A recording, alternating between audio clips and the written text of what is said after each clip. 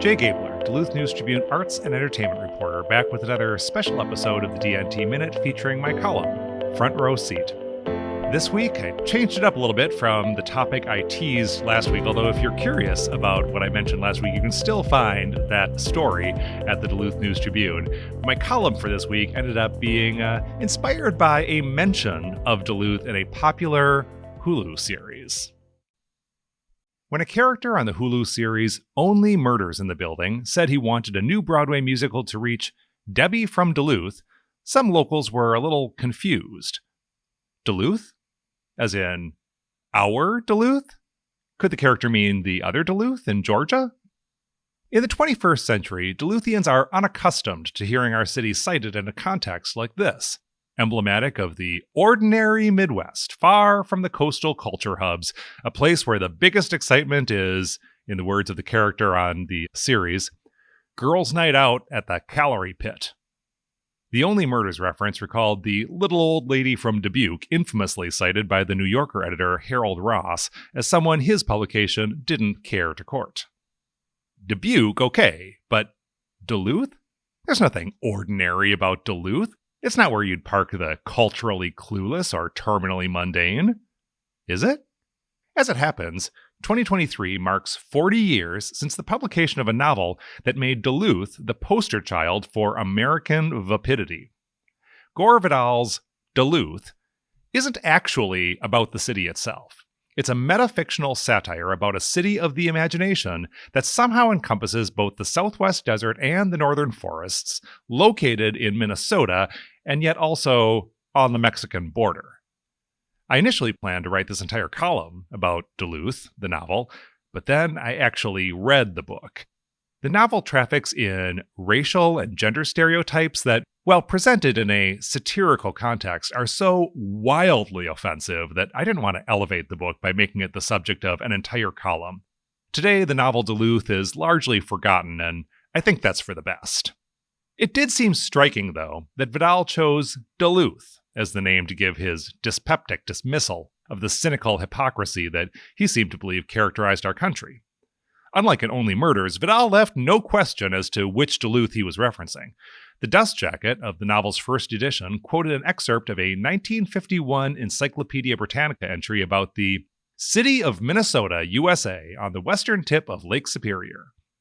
Gore Vidal has put Duluth off the map, reads the jacket, which also claims that Duluth, the novel, tears the lid off Dallas, the TV series, making clear that the book is about American immorality writ large. Every society gets the Duluth it deserves, writes Vidal in the novel itself. It's hard not to take that personally.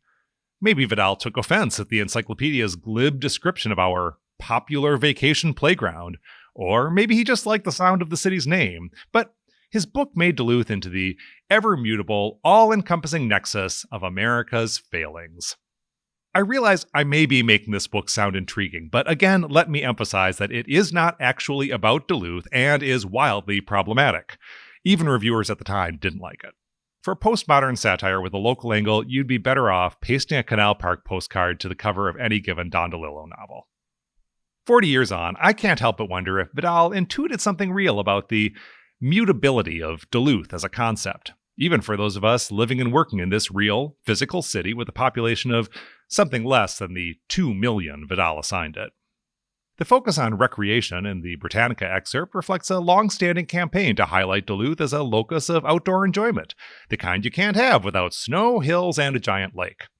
Duluth has done well cultivating a reputation as a place people go to be active outdoors, and when the word fun is uttered, the average Minnesotan probably thinks of Duluth before, say, Rochester or St. Cloud. Hold the Nordic skis, though. Industrial might is also inextricable from Duluth's image. Driving into town on Interstate 35, you might miss Spirit Mountain, but you're certainly not going to miss the rail cars carrying ore to the docks or the giant toilet paper plant. Even in the heart of Canal Park, with its popcorn wagon and ice cream counters, bulk freighters are the marquee attractions. The profits produced by that industry once fueled and to some extent still maintain Duluth as a bastion of the elite. Glen Sheen and the Kichigami Club weren't built for square dancing, and the Duluth Entertainment Convention Center's recent Symphony Hall mezzanine revamp is a reminder that, even as recently as the 1960s, Duluth aspired to be a place where you could have a seriously swanky time. In part to preserve and celebrate that bygone luxury, Duluth is a city of history. We'll keep a grand old high school building around while its replacement opens, then closes, hoping that someday we can put apartments in there. Our armory will sit empty, except for snowplows, for decades, lest we lose the spot where Bob Dylan once saw a show. When the interstate came through, we kept the trains. Duluth's latest buzzword is craft. We make the best beer from the best water. We build airplanes that come with their own parachutes. And our bags are so sturdy, Indiana Jones sneaks them on screen even when his company cuts a deal with some other company out west. That kind of craft takes a deep sincerity of purpose. And yet, Duluth is also defiantly, almost obdurately weird. The News Tribune's entire Northlandia series is a portfolio of people who decide to do things that are objectively odd, but that they approach with utter dedication. You need a bridge covered with stuffed animals? A tiny store full of tiny houses? A park that celebrates pavement? Duluth sees no contradictions, only opportunity.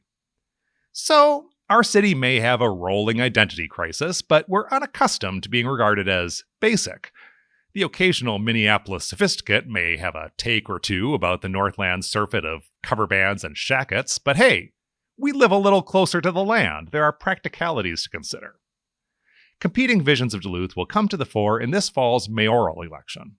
Without any hot-button policy disagreements, the two leading candidates will be judged in large part on the competing stories they tell about Duluth.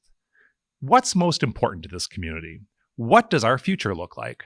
Who is this city for? Whoever Debbie from Duluth votes for, she'll be hoping Gore Vidal was right about one thing, that our society will get the Duluth it deserves. That's this week's column. I'll be back next week with some tips for my favorite things you just might miss at the Minnesota State Fair, the Great Minnesota Get-Together.